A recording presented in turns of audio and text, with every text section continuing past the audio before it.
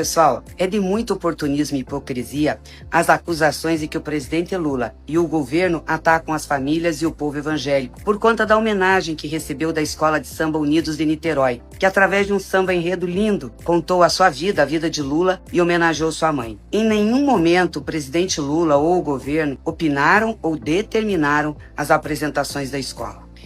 Esse tipo de abordagem mentirosa é a mesma que usaram na campanha eleitoral de 22. Aliás, praticamente as mesmas pessoas, os bolsonaristas, que diziam que Lula, se eleito, perseguiria as igrejas e os pastores e destruiria as famílias, criaria banheiros unissex nas escolas.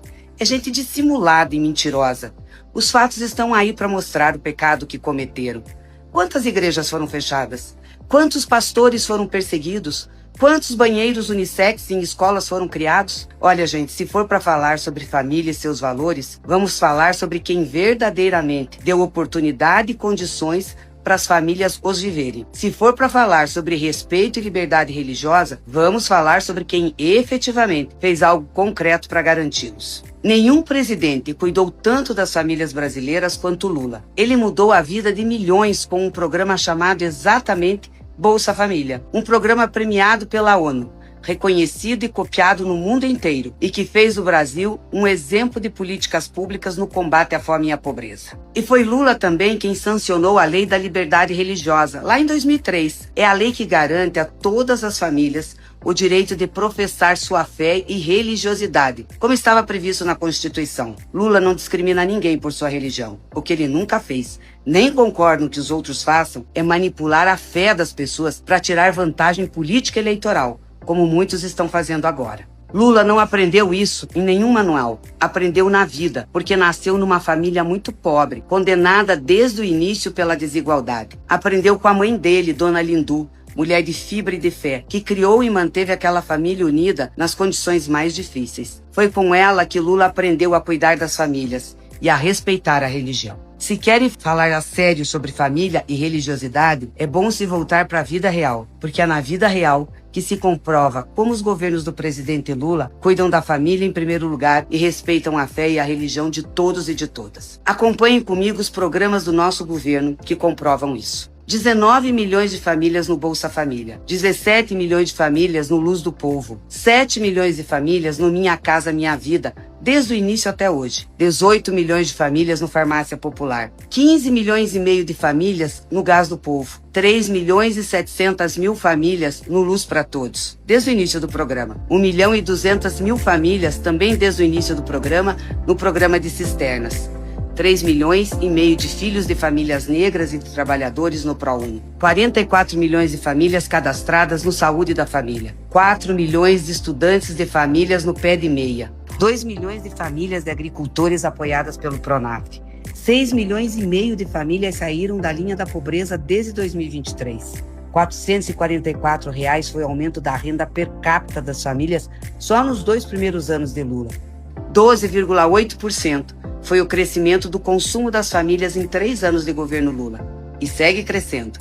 Lula assinou a lei do ECA Digital para proteger crianças e adolescentes de todas as famílias contra abusos, pornografia e violência na internet. Lula protege as mulheres contra a violência e o feminicídio, que também destroem as famílias.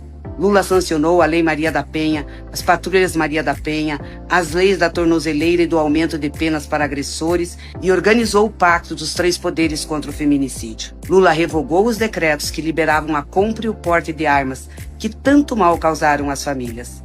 Lula garantiu o direito de todas as famílias brasileiras professarem sua fé religiosa com a Lei da Liberdade de Culto, em seu primeiro mandato. Lula instituiu o Dia Nacional do Pastor Evangélico, o Dia Nacional da Cultura Gospel e preservou a isenção de impostos sobre o dízimo e doações aplicadas a atividades espirituais. O que Lula nunca admitiu foi a discriminação, a intolerância e a negação de direitos contra quem quer que seja. E nunca admitiu, como eu já disse, a manipulação da fé e da religiosidade das famílias para obter vantagem política e eleitoral.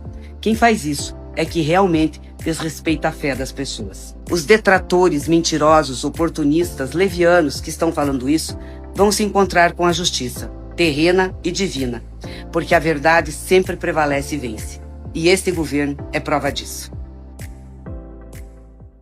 Qual será a sua principal bandeira caso a senhora se torne senadora representando aqui o Estado? Olha, Leandro, primeiro assim, eu já fui senadora do Paraná, foi uma honra para mim representar esse Estado no Senado. Acho que o Paraná precisa ter senadores com atuação em favor do Estado, mas também com voz nacional. O Paraná é um Estado importante, né, tem que ter presença. E eu, quando fui senadora, conversei muito e trabalhei muito com os nossos prefeitos, principalmente, para que a gente pudesse levar desenvolvimento. E acho que com o governo do presidente Lula eu tenho muita facilidade para isso.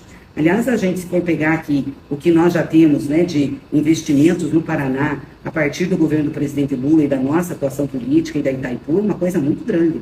A começar por aí, né, os investimentos na Unila, cerca de 750 milhões que vão acontecer, isso tem impacto na região para emprego, enfim, para economia, a duplicação da rodovia das Cataratas, a ponte, a Casa da Mulher Brasileira, investimentos em segurança, né? Itaipu vai fechar quase 200 milhões em investimento em segurança, o novo posto da PRF, recursos federais que foram aí para Foz, por exemplo, policlínica, 2 unidades básicas de saúde, 7 ambulâncias do SAMU, um centro da cultura, centro comunitário, creche, escola em tempo integral, moradia. Isso independente do prefeito ser de outro partido, a gente olha sempre a cidade, o eleitor. Então, essas articulações a gente já vem fazendo em termos de governo federal, como deputada federal e como ministra também, para ajudar o Estado. Minha Casa Minha Vida, por exemplo, tem 512 unidades aí subsidiadas de baixa renda no município. A Itaipu colocou mais 254, Programa Mais Médicos, Patrulha Maria da Penha. Estou falando de Foz, mas são coisas que a gente tem no Paraná inteiro, essa questão do PAC. Casa da Mulher, por exemplo, vai ter uma em Foz, vai ter uma em Toledo, né? E vai ter outra em Guarapuava. Então, esse tipo de trabalho é um trabalho que me motiva muito, sempre me motivou.